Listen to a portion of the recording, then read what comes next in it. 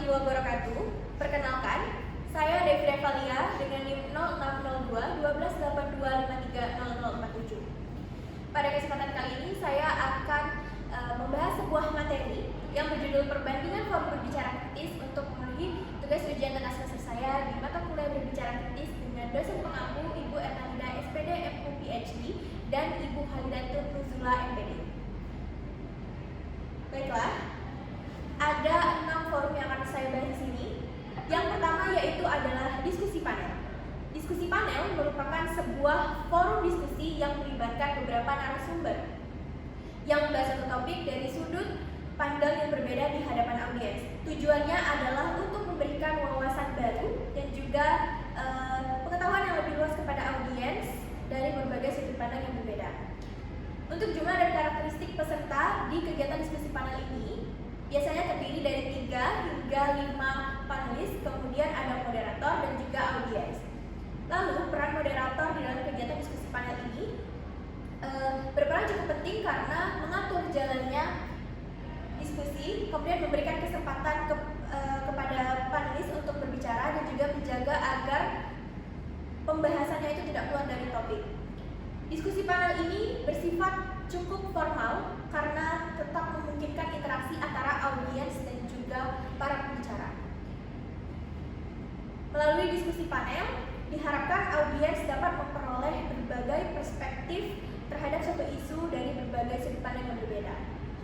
Yang kedua adalah seminar.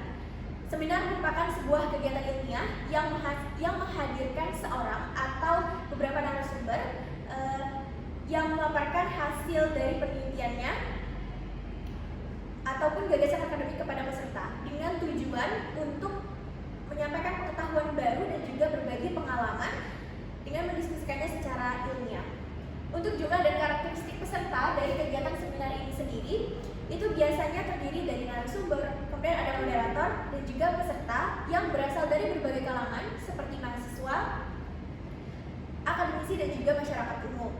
Untuk peran moderator sendiri di dalam kegiatan seminar ini yaitu memandu jalannya acara, dimulai dari membuka kegiatan, kemudian memandu sesi tanya jawab dan juga mengatur waktu presentasi. Kegiatan seminar ini memiliki tingkat formalitas yang cukup tinggi karena sering dilaksanakan di lingkungan akademik. Melalui kegiatan seminar, diharapkan peserta itu dapat memperoleh pengetahuan baru yang lebih luas lagi mengenai suatu topik yang dibahas.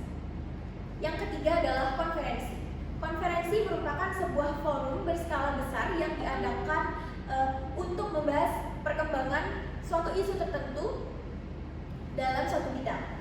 Tujuannya adalah berbagi informasi, berbagi pengalaman, dan juga memaparkan sebuah hasil penelitian. Untuk jumlah dan karakteristik peserta di forum konferensi ini sendiri biasanya itu cukup banyak karena bisa berasal dari berbagai institusi dan juga berbagai negara. Peran moderator di dalam kegiatan konferensi ini adalah mengatur selama jalannya presentasi dan juga diskusi pada setiap sesi yang ada. Kegiatan konferensi memiliki tingkat formalitas yang tinggi karena biasanya ini berkaitan dengan kegiatan akademik dan juga profesional. Nah, melalui kegiatan konferensi ini diharapkan adanya pertukaran pengetahuan serta terbentuknya kerjasama antar peneliti dan juga institusi. Yang keempat adalah simposium. Simposium merupakan forum ilmiah yang membahas suatu topik tertentu secara lebih mendalam lagi melalui beberapa penjelasan dari para ahli. Tujuannya adalah untuk memberikan pemahaman yang lebih mendalam lagi secara komprehensif terhadap suatu topik yang dibahas. Jumlah dan karakteristik peserta dari kegiatan simposium ini biasanya terdiri dari pembicara, kemudian ada moderator dan juga audiens. Nah, peran moderator di kegiatan simposium ini bertugas untuk memandu jalannya acara serta mengatur waktu penyampaian materi dari setiap pembicara.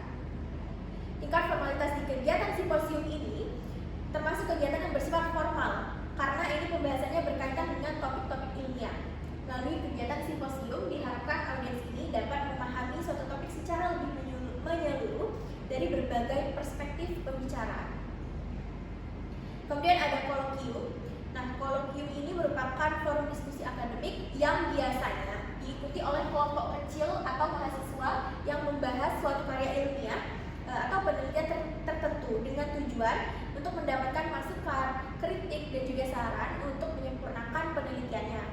Jumlah dan karakteristik peserta di kegiatan kolokium ini biasanya itu tidak terlalu banyak karena terdiri dari dosen, kemudian peneliti, ataupun mahasiswa yang memang memiliki minat pada topik yang sedang dibahas. Untuk peran moderator pada kegiatan kolokium ini adalah memimpin jalannya diskusi serta memberikan kesempatan kepada peserta untuk menyampaikan pendapat ataupun pertanyaan yang ingin ditanyakan. Kegiatan kolokium ini bersifat formal, tetapi masih memungkinkan untuk peserta itu bisa berdiskusi. Melalui kegiatan kolokium ini diharapkan peserta itu bisa mengembangkan ide dan juga pemikiran baru dalam bidang penelitiannya. Dan yang terakhir ada debat. Debat ini merupakan forum yang mempertemukan dua pihak, yaitu pihak yang menyetujui dan juga yang tidak setuju atau kontra. Jadi ada dua tim, yaitu tim pro dan kontra. Tujuannya di sini adalah untuk mempertahankan argumen mana yang paling benar, tetapi didasarkan dengan data dan juga fakta-fakta.